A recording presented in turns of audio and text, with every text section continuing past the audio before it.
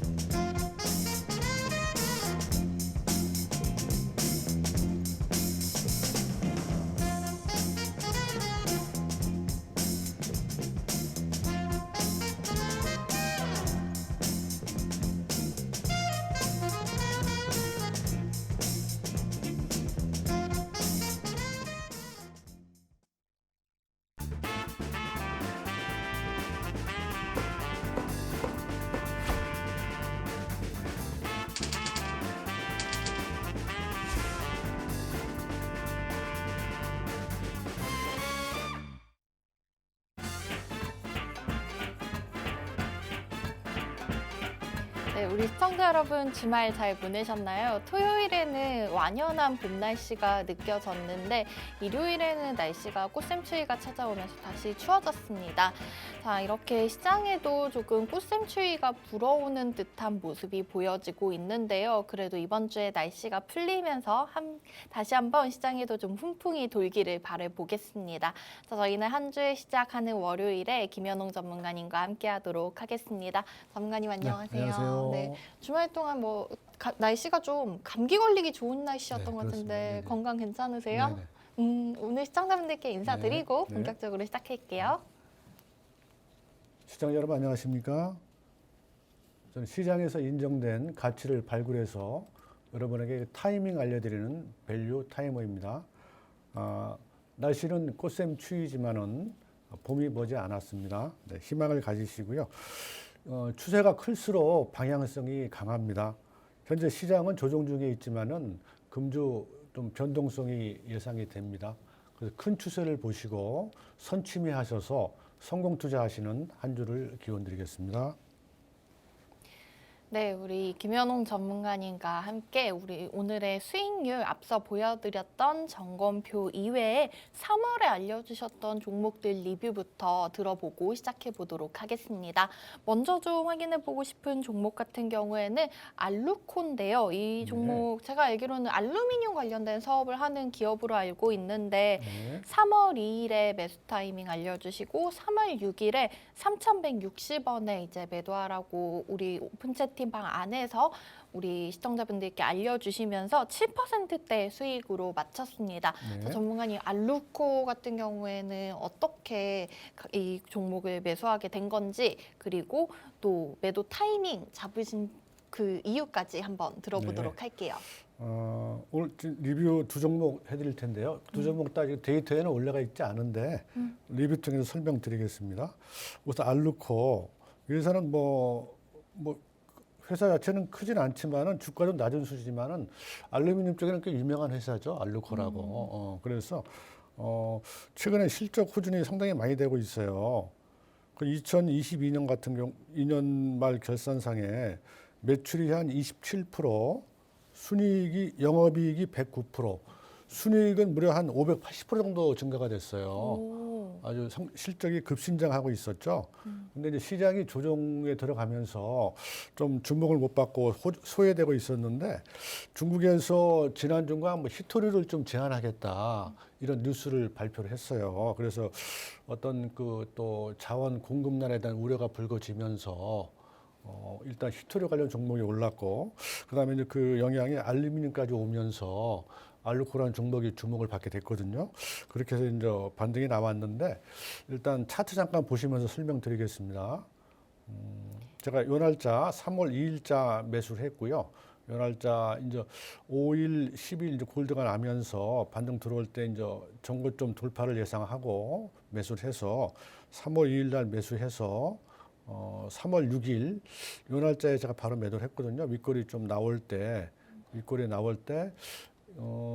일단 지난주 초에 뭐 코스닥도 괜찮았고 근데 이제 전고점 일단 돌파가 되면서 밑골이 나올 때 일단 전고점 돌파되고 일단 한번 매물 소화 과정 나올 거라고 예상을 했거든요. 그래서 요 윗꼬리 부분에 이제 매도를 해서 한 7% 정도 선에서 정리하는 걸 이렇게 했고 뭐 요즘 시장이 좀 변동성이 크다 보니까 한 7% 정도를 잡고 있거든요. 수익 저 예상을 네. 평균 한 7% 정도는 목표 수익률을 잡고 있기 때문에 한 7% 도달했을 때 매도하는 걸로 이렇게 해서 한 7% 정도 이제 수익을 내고 한 며칠이나 3일 정도 됐죠. 2, 3일 정도 3일 만에 한 7% 정도 수익을 내고 정리하는 걸로 이렇게 마무리했습니다. 알루코.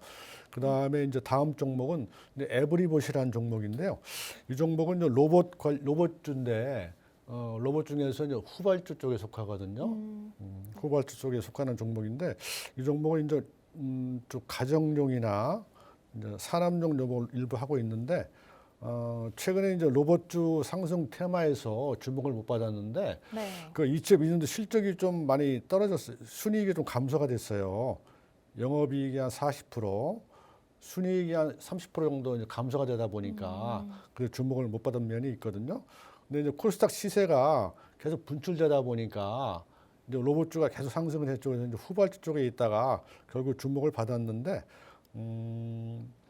이게 현재 이제 가정용도 있고 산업용 같이 제품 믹스가 돼 있거든요.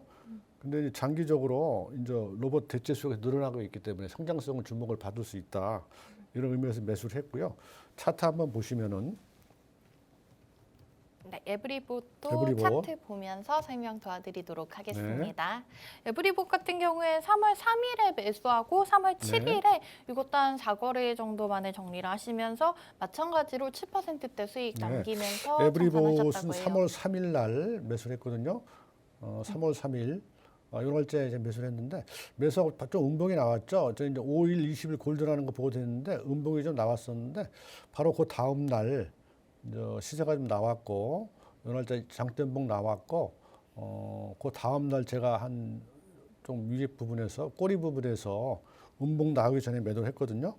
그래서 마찬가지로 에브리봇도 한 평균 한 7% 정도 선에서 마무리하는 걸로 이렇게 해서 두 종목 전부 다 한 시장이 좀 변동성이 크다 보니까 한 7% 선에서 단기 수익 마무리하는 걸 이렇게 두 종목 종목 리뷰 알려드리겠습니다. 네, 최근에 한 지난주쯤에 매도했던 두 종목의 리뷰 들어봤습니다. 알루코와 에브리봇이었는데요. 전문가님 추가적으로 질문을 좀 드리자면은 두 종목 모두 그 기업 실적이 조금 괜찮은 편이라고 얘기하셨는데 그렇다면은 저희가 지금쯤 다시 좀 앞으로를 바라보고 이 두 종목에 관심을 가져봐도 괜찮다고 보고 계신 걸까요? 네, 지금 뭐 일단 자원 관련 공급량 문제가 또 중국이 또 자원 무기화 또 할 경향을 또 보이고 있거든요. 네. 있어서 계속 주목을 받을 수 있을 것 같아요. 알루코 같은 경우는 수중이 계속 급증하고 있어서 네. 좀 더 주가에 반영이 될 것 같고, 그다음에 에브리 같은 경우에는 작년 실적이 안 좋았고, 그렇기 때문에 금년에 실적 개선 확률이 높다. 이렇게 해서 또 네. 상승 가능성이 더 높다. 에브리봇이 이렇게 볼 수 있겠습니다. 네. 또 이제 소외된 로봇주들 찾기에 나서는 분들께서는 에브리북 관심 가져보시면 좋을 것 같고요. 중국의 자원 무기화가 알루코라는 종목에는 또 호재로 작용할 수도 있을 것 같습니다. 전문가님께서 최근에 계속한 7% 내외의 단기적인 수익률 목표로 잡고 이제 종목들 매수하고 계신다고 말씀해 주셨는데요. 자, 우리 전문가님께서 오픈 채팅방 안에서 이런 자세한 종목들 알려드리고 있으니까 오늘도 샵 3989번으로 문자 메시지 보내시고 입장하셔서 여러분 오늘도 이제 박스 밀키트에서 알려주시는 종목들 전문가님께서 알려주시는 가격 전략 대응해서 수익 가져가 보시면 좋겠습니다. 자, 그러면 저희는 또 이제 월요일이니까 한 주 시장 정리 얘기를 들어봐야 할 것 같은데요. 지난주는 좀 주간으로 봤을 때 전강 후약의 흐름이 아니었나 싶습니다. 저희 우리 시장 같은 경우에는 한 1.5% 전후에 낙폭으로 맞췄던 것 같은데 사실 미국장이 3대 지수가 모두 4% 정도 약세로 네. 마친 한 주였어요. 네네. 그리고 이제 주말 동안 이슈가 한 미국 시간으로 목요일쯤부터 이슈가 나왔던 그 실리콘밸리 뱅크 그리고 실버게이트 관련해서 얘기까지 조금 들어야지만 이번 주 투자 전략 세우시는데 도움이 될 수 있을 것 같습니다. 지금 암호화폐 가격도 많이 내려와 있는 상태던데 이 리스크가 정말로 저희가 크게 걱정해야 할 문제인지 아니면은 좀 다른 시각으로 바라볼 수 있는지 우리 시청자분들 많이 궁금해하실 것 같아요. 전문가님 설명 한번 도와주세요. SVB 관련 문제. 일단 SVB는 이제 기관부터 좀 설명을 드리면은 우리나라 이제 종합기술금융사라고 볼 수가 있거든요. 그러니까 좀 기술이나 혁신 부문 쪽에 네. 이제 금융 서비스를 제공하는 회사인데, 스타트업에 투자를 많이 그 한다고 주로 이제 하더라고요. 벤처기업이나 스타트업. 근데 이제 업무 영역이 상업금융, 상업은행, 그다음에 이제 투자 부문, 네. 그다음에 프라이빗 뱅킹, 그다음에 개인 자산 관리 이렇게 종합 금융을 영위하고 있어요. 그러다 보니까 관련 기업 범주가 굉장히 큰 편이거든요. 그래서 벤처 기업, 스타트업, 그다음에 이제 벤처 자본가 쪽도 고객에 많이 포함이 돼 있어요. 그다음에 사모펀드도 들어가 있고. 네. 그래서 영향권 범위가 상당히 넓은 편이거든요. 넓은 편인데 뭐 미국에서 한 16위 정도 자산 규모를 가지고 있다고 그러거든요. 그래서 한 2천억 정도 예금을 가지고 있고, 그래서 이제 그 영향이 상당히 좀 광범위할 걸로 보이는데, 네. 그래서 이걸 제가 한번 일단 그 상당히 리스크한 부분이기 때문에 한번 제가 챗 GPT 한번 물어봤어요. SVB 사태가 미국의 금융 리스크로 번질 가능성이 있습니까? 이렇게 물어봤는데 너무 궁금한데요. 뭐라고 결론적으로는 그럴 가능성은 상당히 낮다 이렇게 결론을 내렸거든요. 근데 그 이유가 뭐냐면은 2008년에 금융위기가 생기면서 미국 정부에서 네. 개별 금융기관의 파산이 미국 그 금융 전반에 번지는 걸 막기 위한 조치를 많이 강구를 해놨더라고요. 그래서 이제 예금 보호 프로그램, 또 이제 부실 자산 구제 프로그램을 미국 정부에서 발동을 하게 되면은 리스크가 번질 가능성이 굉장히 낮다고 그래요. 그래서 이게 금융 리스크로 번질 가능성이 굉장히 낮고, 단지 이제 여기 영향권 내에 있는 그 이해 관계에 있는 미국 그 벤처 기업이라든가 스타트업, 네. 그다음에 해외 자본과 투자 자본 이런 쪽에는 영향이 좀 있지 않을까 이렇게 보인다 이렇게 답변을 했거든요. 저도 그 이제 답변에 공감을 하고, 근데 이게 이제 국내 영향 같은 경우에는 국민연금도 투자를 했다고 그래요. 300억 정도. 맞아요. 근데 이게 다 뭐 지금 파산이 됐기 때문에 거의 손실이라고 봐야 될 것 같거든요. 근데 금액이 한 300억 정도라 그렇게 큰 규모가 아닌데 네. 이제 코스닥 같은데 좀 영향을 줄 것 같은데 코스닥에 이제 그 특히 벤처 캐피탈 미국 기술금융적 투자 벤처 캐피탈 영향을 좀 받을 것 같고 미국 기업에 투자하고 있는 회사 특히 이제 제약 바이오 쪽은 투자가 많잖아요. 투자 기업도 있고 공동 연구 개발하는 기업들 이런 기업에 좀 영향이 있지 않을까. 그다음에 이제 금융 부분하고 은행 쪽 사이 섹터 이쪽 영향을 좀 갈 것 같거든요. 이 사태가. 그래서 이게 금융 전체 리스크로 번지기는 가능성은 낮고 단지 이제 이해관계에 있는 개별 기업 중심으로 금융 섹터하고 은행 섹터하고 그다음에 이제 이해관계가 있는 벤처 캐피탈 그다음에 제약 바이오 기업 쪽에 개별 기업은 영향을 갈 수가 있어서 그건 좀 선별적으로 조심하셔야 될 것 같거든요. 그렇게 말씀드리는데, 근데 종합적으로 보면은 그 SVB 사태가 어떤 그 금리 인상에 따른 경제 파급 그 어떤 충격을 좀 보여준 사건이라고 나타날 수가 있어요. 보여준 사건을 볼 수가 있어서 이게 좀 크게 보신다 그러면은 지금 금리 재인상 여부가 상당히 이슈가 되고 있는데 거기 좀 제동을 거는 요인이 되지 않을까. 이 영향이 더 클 것 같거든요. 그래서 어떤 SVB 사태에 대한 어떤 그 금융 리스크 단점보다는 금리 인상에 대한 제동을 거는 금리 완화 방향을 좀 더 갈 수 있는 그런 쪽 차라리 호재 가능성이 더 높다. 이렇게 결론적으로 말씀드릴 수 있겠습니다. 네네. 네, 저희 우선 실리콘밸리뱅크 파산 사태 관련된 설명부터 들어봤습니다. 저희가 좀 제약바이오 쪽이나 아니면은 벤처캐피탈, 금융은행업종 같이 제한된 부분에서는 아마 영향이 있을 수도 있겠지만 오히려 지금 이 사태가 그 다음 주에 예정이 되어 있죠. 다음 주 21일에서 22일 사이에 열리는 3월 FOMC에서 금리 인상의 발목을 잡으면서 오히려 조금 저희가 기대해 볼 수 있을 만한 다시 터닝 포인트가 되지 않을까 이런 예상도 나오고 있습니다. 최근에 뭐 제롬 파월 연준 의장의 매파적인 발언도 있었고 다시 한번 빅스텝을 단행하지 않을까 하는 우려감이 이 사건으로 인해서 확 줄어들고 또 미국에서 채권 금리가 많이 떨어지는 모습을 보였기 때문에 저희는 오히려 좀 기회로 삼아보면 좋을 것 같다라는 얘기를 해주셨습니다.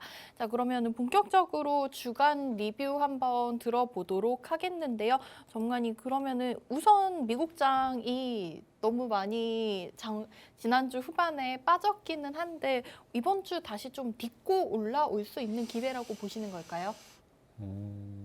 물론 주초에 좀 움직임을 봐야 되는데 뭐 제 개인적인 판단으로는 이제 주초 반등 여부에 따라서 어떤 쌍바닥이 완성되면서 어떤 추세 전환 가능성도 높지 않나 이렇게 보여지거든요. 네. 근데 오늘 흐름이 굉장히 중요할 것 같아요. 오늘 일단 시가는 뭐 하락하겠지만은 이 반등이 나올 수 있느냐 이게 굉장히 중요할 것 같거든요. 그래서 오늘 반등이 나온다 그러면은 추세 전환 가능성도 굉장히 높다. 이렇게 좀 말씀드릴 수가 있겠습니다. 네네. 네. 우선은 오늘 시장 우리 조금 반등 여부를 지켜봐야 할 것 같다라고 얘기해 주셨고요. 그러면은 저희 코스피, 코스닥 지난 한 주 흐름은 이 실리콘밸리뱅크 사태의 영향이 없지는 않았는데 일단은 한 주간 되돌아보면은 마무리가 좀 아쉬웠지 않나라는 생각이 들거든요. 코스피는 뭐 한 수요일부터 빠졌고 코스닥은 사실 월요일 제외하고 다 하락으로 마쳤었는데 우리 시장 주간 리뷰도 한번 도와주세요. 물론 이제 주 후반에 SVB 파산 사태 영향도 있지만 그 전에 이제 미국에서 이제 고용 지표 관련해서 견조하고 또 이제 임금 인상이 계속되고 있다 이런 우려 때문에 다시 이제 0.5% 프로의 금리 인상이 다시 재개되는 거 아니냐 이런 긴축 우려 때문에 사실 하락 조정이 시작된 거거든요.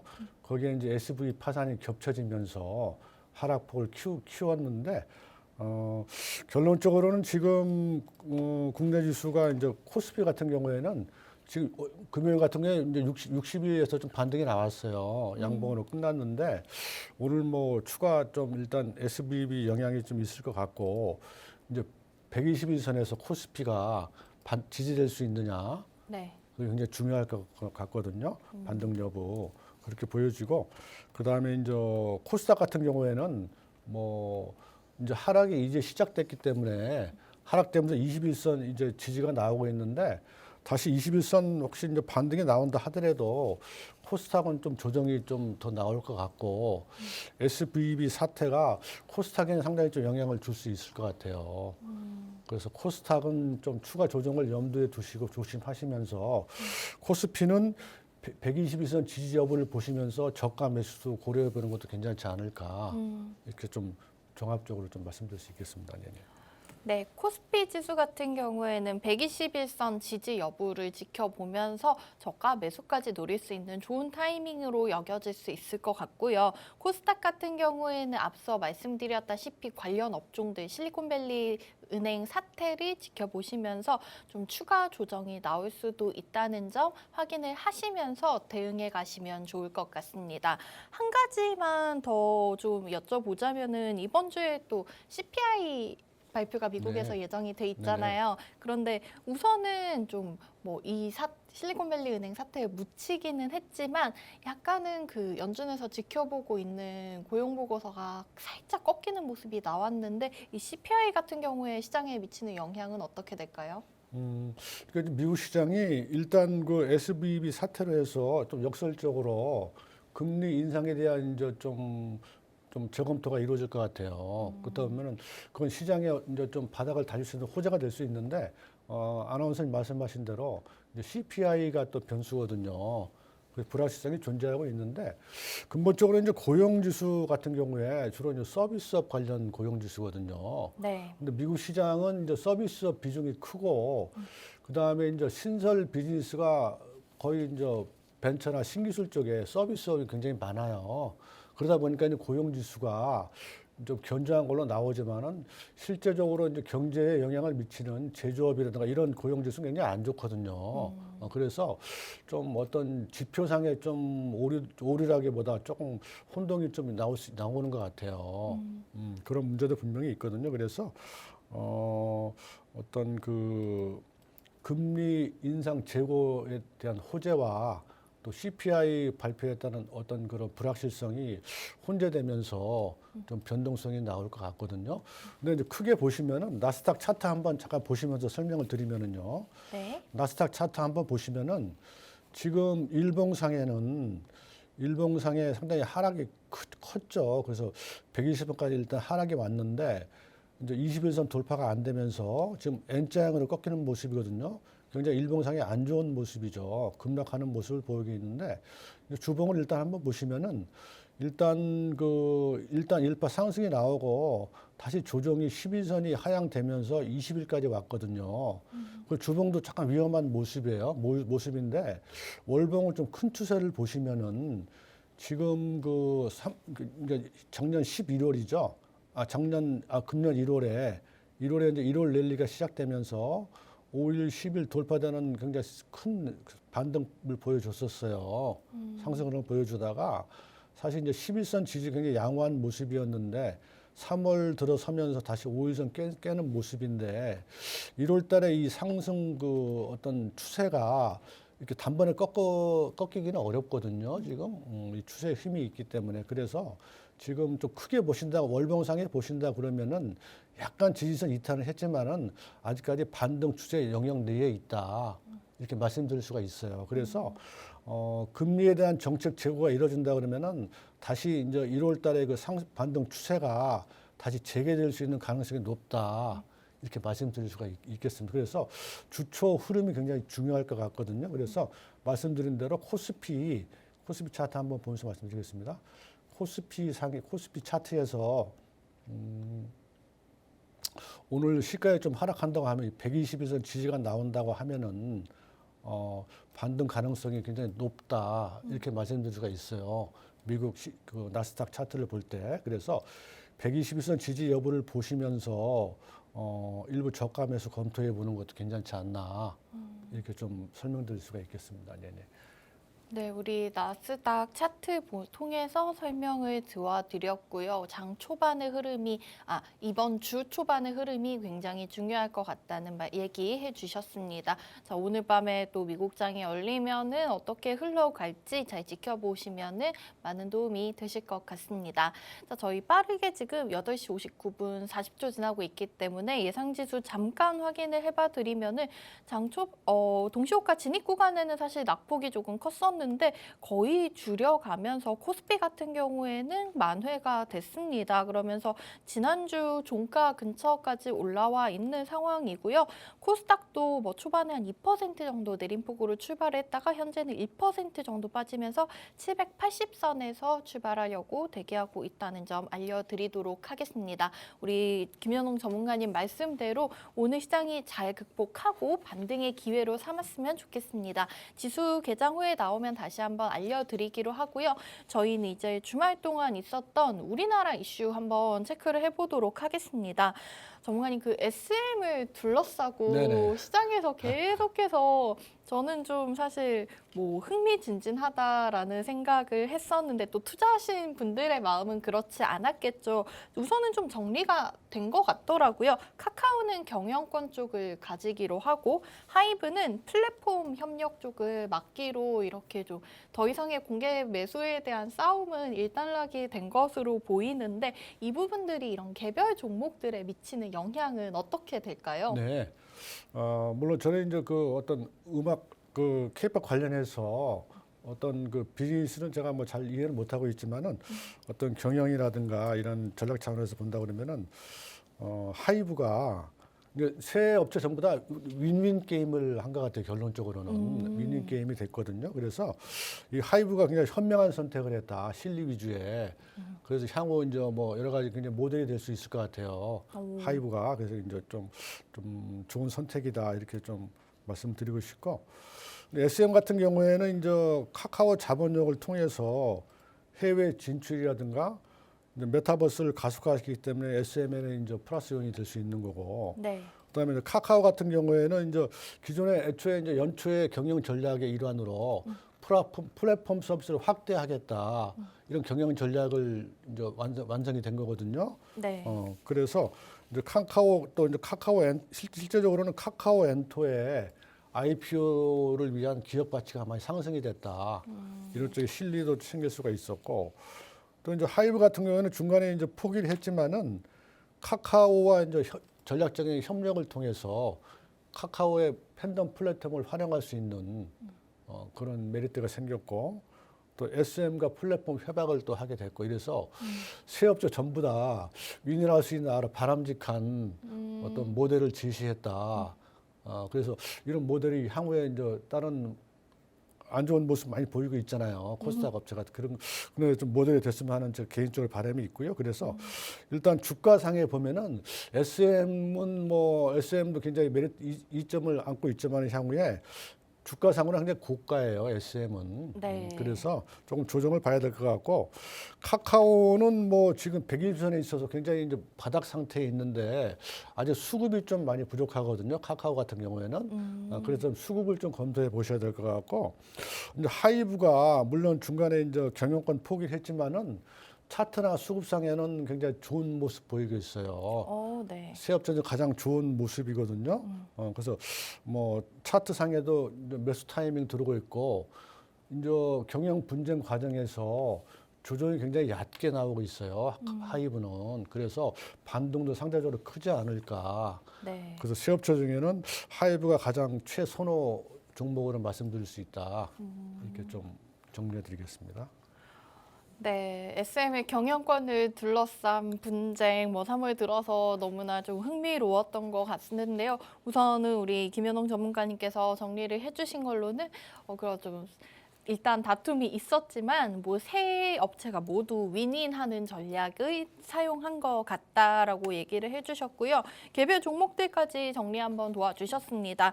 SM 같은 경우에는 지금 이 분쟁 때문에 차트상에서 엄청나게 높게 급등하는 모습이 나왔는데 그렇기 때문에 현재 고점이 위치하고 있어서 약간 조정이 나올 수 있기 때문에 투자하시는 분들 참고하셔야겠고요. 그리고 카카오 같은 경우에는 뭐 최근에 계속해서 좀 어려운 점을 겪으면서 차트상 바닥에 있는 위치지만 수급이 아직 덜 들어오기 때문에 이 부분을 잘 확인을 하셔야 될 것 같다고 언급해 주셨습니다.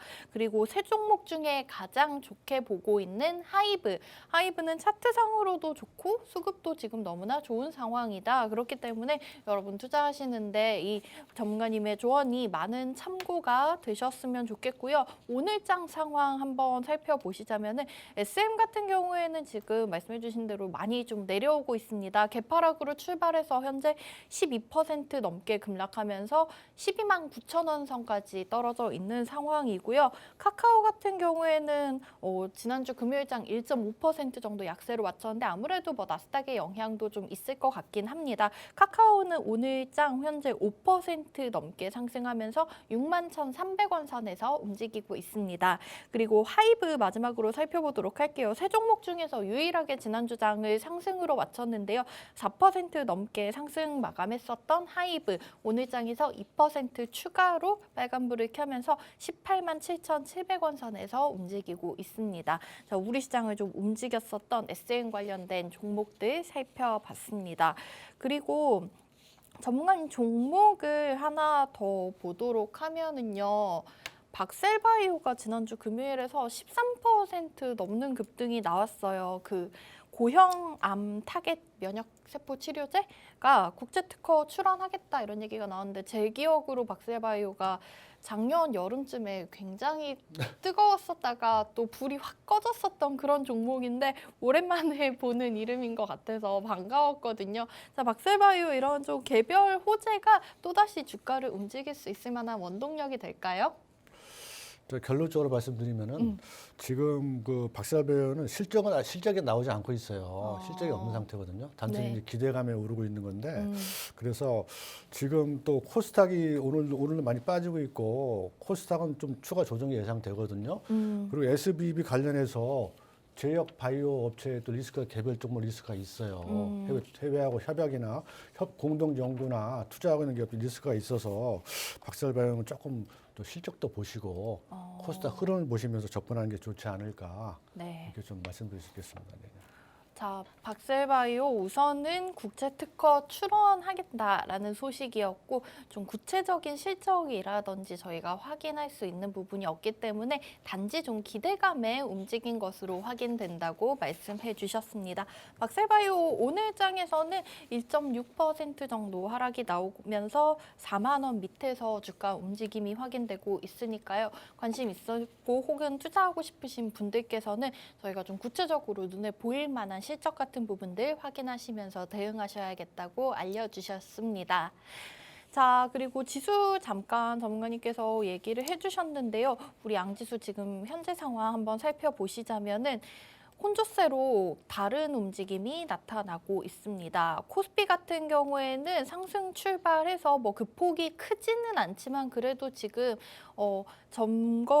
전거래일 지난주 금요일 종가 근처에서 그래도 빨간불 켜면서 움직이고 있는 모습이 확인이 되고 있는 상황이고요. 다만의 코스닥은 좀 파란불로 출발하고 있습니다. 앞서 말씀해주신 대로 코스닥 관련 쪽에서 좀 추가 조정 가능성이 보이고 있습니다. 현재는 0.86% 내리면서 781포인트 부근에서 움직이고 있다는 점 알려드리도록 하겠습니다. 수급 상황 이어서 한번 체크해 보도록 할게요. 우선은 거래소 먼저 확인을 해보시자면은 기관이 지금 유일하게 1,100억 원 넘게 담아가고 있는 상황이고요. 다만의 개인 투자자들 그 물량 좀 던지고 있습니다. 1,127억 원 정도 매도 우위고 외국인도 아까는 매수 우위였는데 현재는 지금 매도 쪽으로 방향을 돌린 모습 확인되고 있습니다. 코스닥 시장 확인해 보시면은 여기는 또 외국인과 기관의 소폭 매수세가 들어오고 있는 상황이지만 그 폭이 그렇게 크지 않기 때문에 좀 지켜보셔야 될 것 같고요. 개인 투자자들은 현재 코스닥장에서 40억 가까이 던지고 있습니다. 환율이 오늘 급락으로 좀 출발하는 모습이 나오고 있습니다. 4거래일 연속으로 상승했었는데 오늘 장에서는 장 초반 10원 가까이 현재 9원 40전 정도 내리면서 1,314원까지 떨어져 있습니다. 아무래도 미국에서 이제 추가적인 그 금리 인상의 가능성이 조금 줄어든 것으로 확인이 되면서 달러와도 약세를 보이고 있는 모습입니다. 그리고 개별적인 종목 하나 짚어드리도록 하면은요, 금양그린파워가 오늘 코스닥 시장에 상장을 했습니다. 이 종목 같은 경우에는 글로벌 신재생 에너지 관련된 기업으로 보시면 되겠는데요. 공모가 10,000원에 출발해서 현재 22%, 23% 가까이 19,500원 선까지 올랐었다가 현재는 그 폭 조금 줄어들면서 15,900원 선 부근에서 움직이고 있습니다. 우선은 시가는 19,000원에 출발하면서 저희가 그 따상 중에 일명 시가가 2배로 출발하는 따위는 약간은 부족한 상황이고요. 오늘 장 이제 시장이 조금 엇갈리고 있는 상황 속에서 어떤 흐름으로 진행될지 지켜보셔야겠습니다. 자, 전문가님, 그리고 저희는 종목 얘기 하나 더 해보도록 하자면요.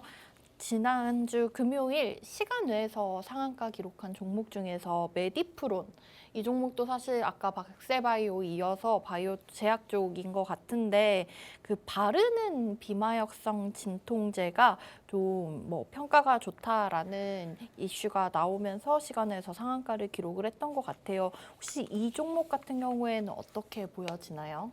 네, 이 정도 이제 제약 바이오고 코스닥에 좀 이제 추가 조정 예상이기 때문에 조금 리스크는 있는데 네. 이제 종목 자체로 보면은 이 종목은 해외하고 이런 관계는 있지 않아요. 국내 시장에 국한돼 있거든요. 네. 그래서 임상 실험을 했는데 이제 기업 그 실적으로 본다 그러면은 지금 수익 개선 단계에 있어요. 흑자 전환 단계에 있어서 있고 또 이제 유보율도 높기 때문에 안정성 확보하고 있거든요. 그래서 이 종목 같은 경우는 좀 괜찮지 않을까 이렇게 보여지고 그 실적 측면이나 차트상에 지금 매수 영역에 있거든요, 현재. 네. 매수 적정 영역에 있어서 현재 진입하셔도 이 종목은 좀 괜찮지 않을까 장기로 보시고 이제 수익 개선 단계에 있기 때문에 좀 그렇게 좀 말씀드릴 수 있겠습니다. 네. 자, 메디프론 우리 제약 관련 종목 오늘 장에서는 현재 지금 14% 가까이 올랐었다가 현재는 좀 윗꼬리 달고 내려오면서 3% 가까운 상승에서 움직이고 있습니다. 하지만은 현재 시장 기업적인 측면에서 봤을 때 수익 개선 단계에 놓여져 있고 차트상으로도 지금 매수하기 좀 적절한 구간으로 보여지니까요. 장기적인 플랜 가지고 한번 접근해 보셔도 좋을 것 같다라고 의견을 주셨습니다. 자, 저희는 오늘 장 섹터별로의 움직임도 한번 확인해 보도록 하겠습니다. 코스피 시장 먼저 확인해 보시면은요. 우선 서비스업 업종이 1%대 가장 강하게 움직이고 있는 모습 나타나고 있습니다. 근데 이 지금 업종을 움직이고 있는 종목 저희가 앞서 말씀드렸던 SM 관련 종목이네요. 카카오가 6%, 하이브가 5% 정도 오르면서 서비스업 업종을 끌어올리고 있는 상황이고요. 네이버 같은 경우에는 현재 0.6% 정도 상승하면서 20만 1,000원 구간에서 움직이고 있습니다. 그렇다면 하락률 높은 업종이 훨씬 많기 때문에 이 부분 좀 살펴보셔야 될 것 같은데요. 섬유유복 섹터가 1.5% 정도 가장 많이 빠지고 있습니다.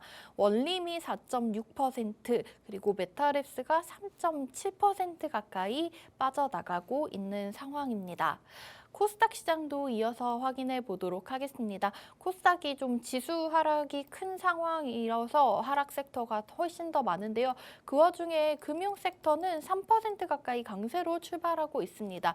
여기 보시면 개별 종목 보시면 에코프로가 지난주 금요일에 좀 숨을 돌리는 듯 하더니 오늘 장에서 6% 정도 추가 반등이 나오면서 32만 6,500원 선에서 움직임 확인이 되고 있고요.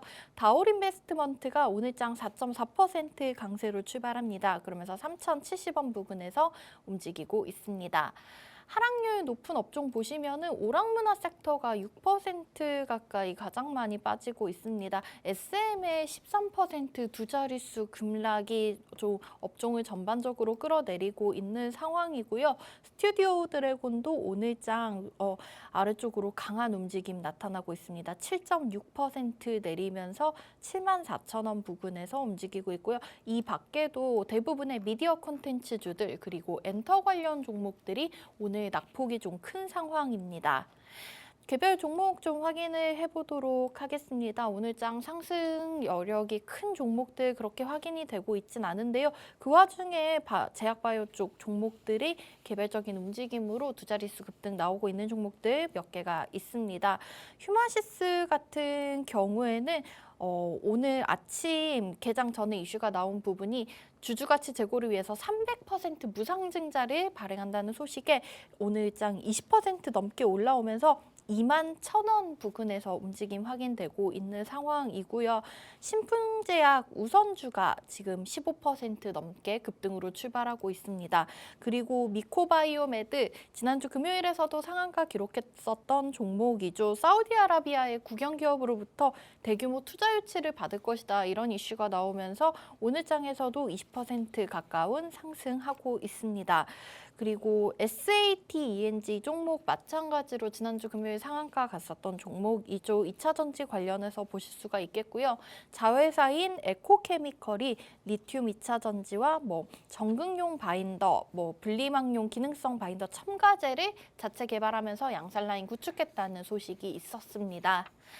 자, 우선은 전문가님, 코스피 지수도 지금은 좀 약보합권으로 돌아선 상태고 코스닥은 1% 넘게 좀 하락폭이 커지고 있는 것으로 보여지고 있습니다. 잘 버텨줬으면 좋겠지만 장 초반에 지금은 조금 다시 아래쪽으로 향하고 있는 것 같은데요. 오늘 시장 대응 전략 한번 정리해 주시면 좋을 것 같습니다. 네, 시장이 지금 이제 시가에서 코스피가 이제 60일 지지하는 모습이 나오다가 다시 밀리고 있거든요. 밀리고 있는데 60일 공방이 좀 이어질 것 같아요. 그래서 조금 이제 관망하시는 게 좋을 것 같고 반면에 이제 코스닥은 이제 아까 말씀드린 대로 이제 코스닥은 지금 이제 아직까지 지난주 조정이 충분치가 않아서 20일 하향하면서 이제 본격적으로 조정이 나오고 있는 거거든요. 그래서 코스닥은 좀 조심하셔야 된다 이렇게 말씀드리고 그래서 이 코스피는 이제 바닥을 좀 약보합을 보이고 있지만은 체감상 지금 종목 체감 지수는 굉장히 낮거든요. 코스닥이 안 좋다 보니까 그래서 네. 지금 현재 코스피에도 2차 전지라든가 반도체 대형주 위주로 일부 섹터만 좀 올라가는 모습이거든요. 그래서 조금 관망하시면서 코스피의 이제 60일 지지 여부를 확인하시면서 좀 이제 시가 총액이 큰 대형주 위주로 좀 접근하시는 게 좋지 않을까 이렇게 좀 말씀드릴 수가 있겠습니다. 네네. 네, 김현웅 전문가님께 오늘 시장 대응 전략 들어봤습니다. 그렇다면 오늘 장에서 좀 본격적으로 주목해봐야 할 우리가 관심 가져봐야 할 섹터는 자리 옮겨서 바로 공개해드리도록 하겠습니다.